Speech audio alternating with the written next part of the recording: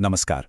अच्छा सोचिए, अगर कोई कहे कि गुरुत्वाकर्षण यानी ग्रेविटी असल में है ही नहीं, बस एक आइडिया है जिसे गणितज्ञों ने अपनी सुविधा के लिए बना लिया है। आज हम इसी चौंकाने वाले सवाल की तह तक जाएंगे। और ये सवाल कोई छोटा मोटा सवाल नहीं है, क्योंकि विज्ञान के जितने भी बड़े अनसुलझे रहस्य हैं ना, जैसे black holes, quantum mechanics, string theory, हो सकता है उन सब के पीछे की वजह यही हो कि ग्रेविटी को समझने की हमारी शुरुआत ही गलत थी। तो चलिए इस गुत्थी को थोड़ा और खोलते हैं। तो सबसे पहले ये समझना जरूरी है कि आखिर क्यों साइंटिस्ट्स ग्रेविटी को प्रकृति के बाकी फंडामेंटल फोर्सेस से इतना अलग और थोड़ा अजीब मानते हैं। आखिर इसमें ऐसी क्या गड़बड़ है? अब देखिए, प्रकृति के जो बाकी 3 फंडामेंटल फोर्स हैं, स्ट्रॉन्ग न्यूक्लियर, इलेक्ट्रोमैग्नेटिक और वीक न्यूक्लियर, ये एटॉमिक लेवल से लेकर बड़े लेवल तक काम करते हैं। लेकिन ग्रेविटी वो इन सब में सबसे ज्यादा कमजोर है। इतनी कमजोर कि वो सिर्फ तभी महसूस होती है जब बहुत ज्यादा मास वाली कोई चीज हो। एटम के लेवल पर तो ये डिटेक्ट ही नहीं होती। तो सवाल ये उठता है कि क्या ये सच में एक फंडामेंटल फोर्स है भी या नहीं।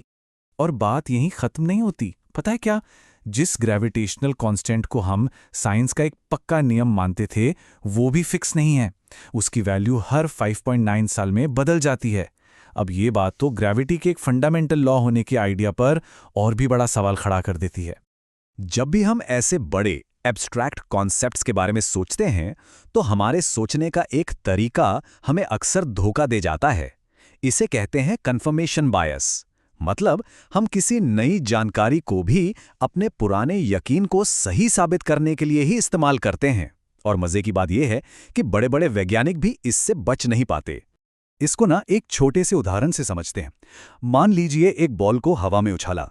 अब बताइए, जब बॉल ऊपर जा रही है, जब वो अपने सबसे ऊंचे पॉइंट पर है और जब वो नीचे आ रही है, इन तीनों सिचुएशन में उस पर लगने वाले नेट फोर्स की डायरेक्शन क्या होगी?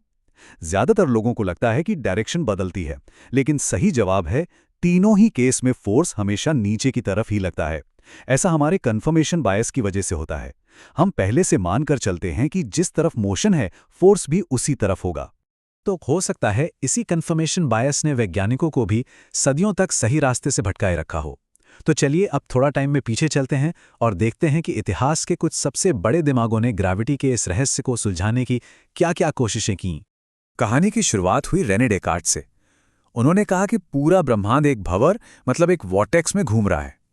फिर आए आइजैक न्यूटन, जिन्होंने कहा कि नहीं, जिन चीजों में मास होता है वो एक दूसरे को खींचती हैं। और फिर आए आइंस्टाइन, जिन्होंने तो पूरी पिक्चर ही बदल दी। उन्होंने कहा कि ग्रेविटी कोई खिंचाव है ही नहीं, ये तो मास की वजह से स्पेस टाइम में आया मोड़ है। लेकिन देखिए, सबसे जरूरी बात यह है कि न्यूटन ने खुद ये माना था कि उनकी थियरी ये तो बताती है कि ग्रेविटी क्या करती है, पर यह नहीं बता पाती कि आखिर मास से ये फोर्स पैदा कैसे और क्यों होता है।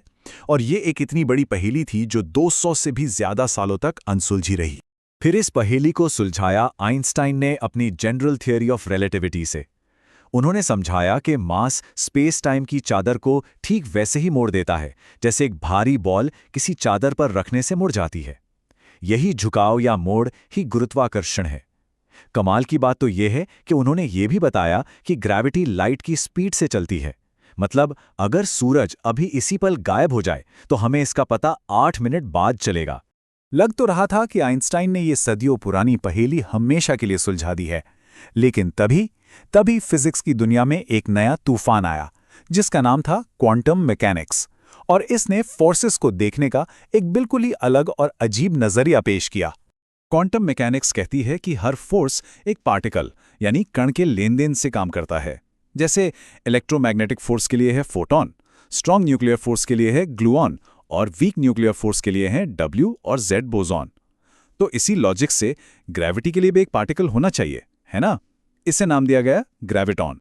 और यहीं पर कहानी में सबसे बड़ा मोड़ आता है। दशकों की खोज, दुनिया भर की लैब्स में इतने एक्सपेरिमेंट्स, और नतीजा 0। आज तक एक भी ग्रेविटॉन नहीं मिला है। ये थियरी और असलियत के बीच एक बहुत बड़ी खाई है, जिसे हम आज तक पार नहीं कर पाए हैं। तो अब जब ग्रेविटॉन मिल नहीं रहा तो कन्फर्मेशन बायस फिर से काम करने लगता है। कुछ साइंटिस्ट का तर्क है कि अरे, इसे खोजने के लिए इतना बड़ा डिटेक्टर बनाना पड़ेगा कि वो अपनी ही ग्रेविटी से ढह जाएगा, कोलैप्स कर जाएगा। मतलब एक तरह से इसे खोजना लगभग नामुमकिन है। और ये सब हमें लेकर आता है मॉडर्न फिजिक्स की सबसे बड़ी लड़ाई पर। हमारे पास यूनिवर्स को समझने के लिए दो सबसे कामयाब थ्योरीज हैं, लेकिन दिक्कत यह है कि ये दोनों एक दूसरे की बात से बिल्कुल भी सहमत नहीं हैं। ये दोनों थ्योरीज दो बड़ी वजहों से एक साथ काम नहीं कर सकती। पहला, आइंस्टाइन की जनरल रिलेटिविटी के लिए स्पेस टाइम एक स्मूथ वीडियो की तरह है जिसमें कोई रुकावट नहीं। वहीं क्वांटम मैकेनिक्स के लिए स्पेस टाइम अलग अलग तस्वीरों या पिक्सल जैसा है। दूसरा, जनरल रिलेटिविटी को काम करने के लिए किसी पहले से मौजूद स्टेज की जरूरत नहीं होती, लेकिन क्वांटम मैकेनिक्स को काम करने के लिए एक बैकग्राउंड स्टेज चाहिए ही चाहिए। तो आखिर हम पहुंचे कहां? हम वहीं खड़े हैं जहां से शुरू हुए थे। ग्रेविटी की असली पहचान का ये केस आज भी अनसुलझा है। हमारे पास दो बेहतरीन थ्योरीज तो हैं, लेकिन वो एक ही ब्रह्मांड की दो बिल्कुल अलग अलग कहानियां सुनाती हैं। और ये हमें एक आखिरी सवाल पर लाके छोड़ देता है। क्या ये जो हमारी नाकामी है ग्रेविटी को समझने में, ये किसी और भी गहरी और भी बड़ी सच्चाई की तरफ इशारा कर रही है? कुछ लोग तो ये भी कहते हैं कि शायद यही सिमुलेशन थ्योरी का सबसे बड़ा सबूत हो कि हम जिस दुनिया को असली समझ रहे हैं वो शायद एक बहुत बड़ा कंप्यूटर सिमुलेशन है। ये रहस्य हमें सोचने पर मजबूर करता है कि हम असलियत के बारे में शायद कुछ भी नहीं जानते।